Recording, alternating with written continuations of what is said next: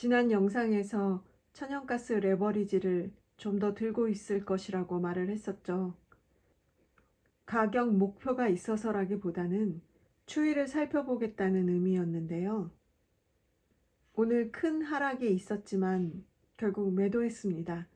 3.8, 3.9달러 정도이면 수익 상태이기도 하지만 그보다는 지금까지 살펴왔던 경험칙으로 봤을 때 천연가스는 대체로 오름과 내림의 길이가 좀 여러 날이었던 패턴이 있었고, 보조 지표에서도 어느 정도 하락을 얘기하고 있다고 판단했기 때문입니다.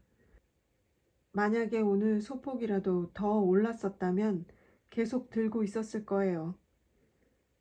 혹시 모르죠. 내일 또 오를 수도 있겠지만, 제가 지금 이런 투자 일기를 쓰는 목적 중에 하나가 저를 훈련시키려는 것도 있거든요. 늘 쉽지는 않지만요. 그래서 현재로서는 천연가스와 WTI 모두 인버스만 들고 있게 된 상황이네요. 둘 다 좀 일찍 들어간 편이라 물려있죠. 그래도 아직 2, 3차 매수 여력은 있는 상태여서 차분하게 매집을 해 나갈 생각입니다. 여전히 천연가스 재고량으로 봐서는 유의미한 소진 현상이 보이지 않는 걸로 보이네요. 지난주에 이 부분이 좀 꺼림칙하다 생각했었는데요.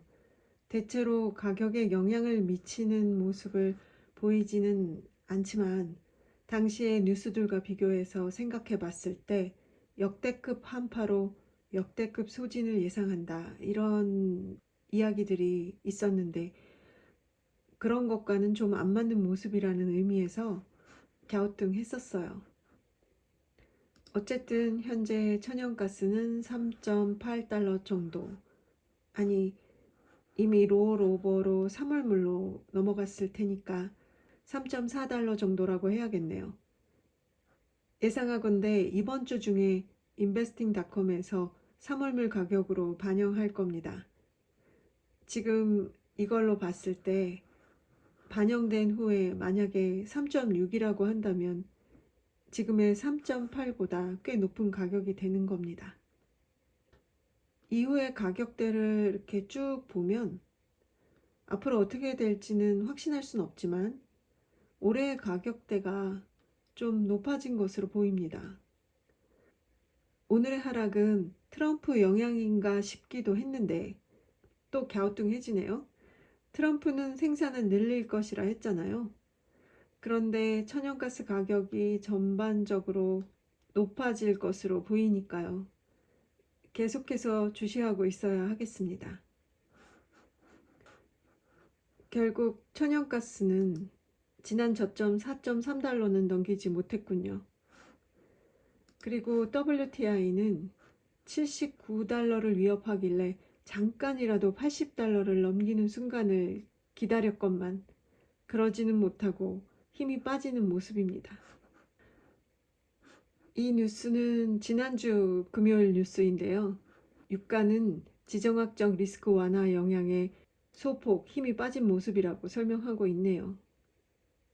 그리고 저도 계속해서 뉴스 제목을 볼 때마다 느꼈었는데 한국이 발빠르게 미국으로부터 천연가스 수입을 늘리려는 모습을 보여왔었잖아요. 한국이 트럼프 2기 취임을 앞두고 미국 에너지 수입을 늘리는 방안을 고려 중. 드디어 이 기사에서 그 부분을 약간 다루고 있네요. 역시 우리나라 사람들은 일은 잘하는 편인 것 같아요. 여야를 떠나 정치 수준은 역사적으로 봐도 늘 낮지만 말이죠. 이렇게 혼란스럽고 어려운 상황에서도 꿋꿋이 일을 하고 계신 분들께 감사한 마음입니다. 천연가스는 지난주엔 20일하고 21일에 역대급 한파를 예상하고 있어서 4% 상승했다고 하는데 오늘은 하락했으니 예상보다 춥지는 않은 건가 싶기도 하네요. 어느 정도 우리나라 기후랑 북미랑 흐름은 비슷하거든요. 우리나라는 이번 주 내내 따뜻한 편으로 예상하고 있고 다음 주는 좀 추워지더라고요. 그렇게 생각하면 이번 주 후반부에 레버리지에 들어가도 좋겠지만 또 설 연휴가 있으니까 아마도 어떤 거래도 하지 않게 될 것 같아요.